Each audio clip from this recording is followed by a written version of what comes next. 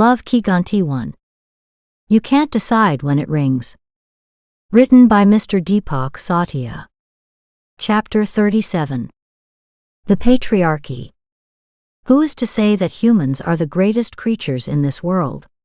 Are we humans or other creatures? More than 80 million species of animals have been discovered on Earth.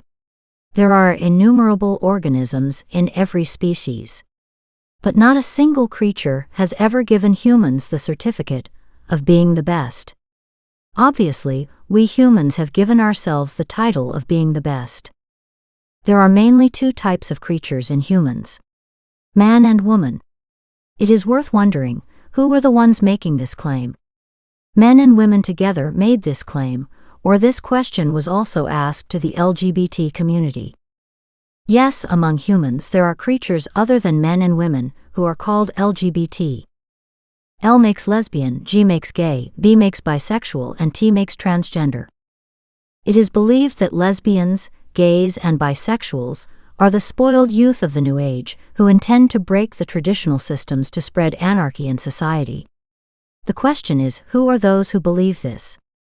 Yes, only those people say this to whom Mother Nature has not made lesbian, gay, and bisexual.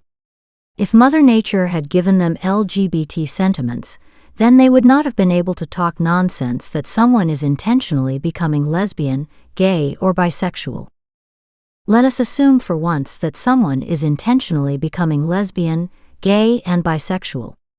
You cannot see the emotions in someone, so it is easy to deny them, but what about transgender? Nature has given a completely different type of body to transgender. Still, why does the society reject their existence? Why are those poor people abused by calling them hijda or kinner, eunuch? Why is even the basic right to live taken away from them? Can't they become painters? Or can't become a doctor? Or can't become a teacher? Why are those poor people forced into the profession of dancing and singing? Similarly, you must have heard that women are weaker than men. Who would be the one to say this? Do only men, or do women also have this poor opinion about themselves? Internationally, a unit called Del is used to measure pain. It has been proven through experiments that normal humans are able to tolerate pain up to 30 Del. The toughest men can tolerate pain up to a maximum of 45 Del, whereas while giving birth to a human child, all women endure pain for 57 Del. Not just one woman, but countless women endure up to 57 Del of pain while giving birth to children. Like me, your brain will also be used to understanding kilogram or kilometer, hence you too would not be able to understand the pain of 57 Del like me. To make people like us understand, a researcher said, every woman who gives birth to a child experiences the same pain as breaking 20 bones at once. Hopefully, like me, you too have anticipated the pain of this pain. Do you know what's weird? The strange thing is that the men, whose mothers had endured pain equal to breaking 20 bones while giving birth, grew up saying that women are weaker than men. Obviously, such foolish notions were coined only by men. Women were never asked for their opinions while making these. Have you understood who are the creatures who consider other species besides humans inferior, deny the existence of the LGBT community, and show women as weak? Yes, only men do this. Do you understand why men consider species other than humans inferior, deny the existence of the LGBT community, and prove women to be weak? Yes, men have been engaged for centuries in proving everyone else inferior and insignificant just to keep power with themselves and exploit them as per their wishes. Seeing the indecency of the man who shamelessly urinates on the roadside, Raju did not know all these things, but he knew that this indecent man definitely considered himself so great that it did not matter to him that around him women were also going through. Raju, who left home, did not know that this bitter experience was just the beginning, because now he was going to see all the misdeeds of the men of the society. About 10 steps away from the indecent man who was urinating publicly, 2 men were standing who were smoking. Near them, 3 women were buying vegetables with a scarf over their faces, trying to protect themselves from the deadly smoke being spread by them. Raju had just got angry when he saw that a young woman with her newborn baby had fallen while trying to quickly get away from those smokers.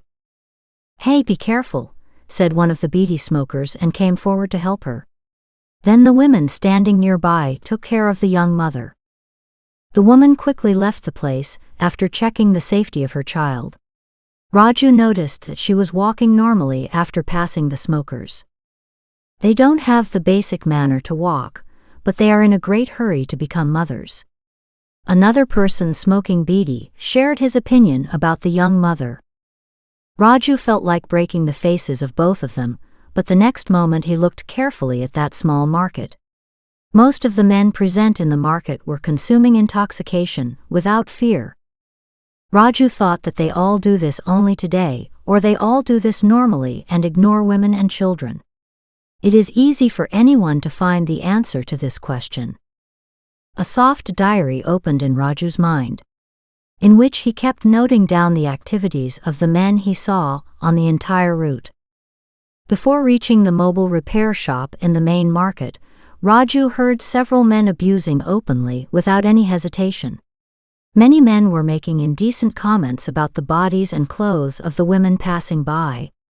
Some were even proving the women to be prostitutes. Raju's mind was filled with sorrow. While dreaming about Babita, it came to his mind that he would have a daughter whose face would be like Babita's. Raju was horrified to think that if he had a daughter, he would have to live in such a bad society. He is neither strong enough to force all men to be polite around his daughter, nor will he ever be competent enough to be with his daughter all the time. "Thankfully, I did not have a daughter," came out of Raju's mouth automatically. Raju, who was thankful for not having a daughter, had a disturbing thought in his mind. He realizes that Babita lives in this poor society. "Oh God, my Maji also lives in this patriarchal society." Raju's soul trembled as shortly as this thought came.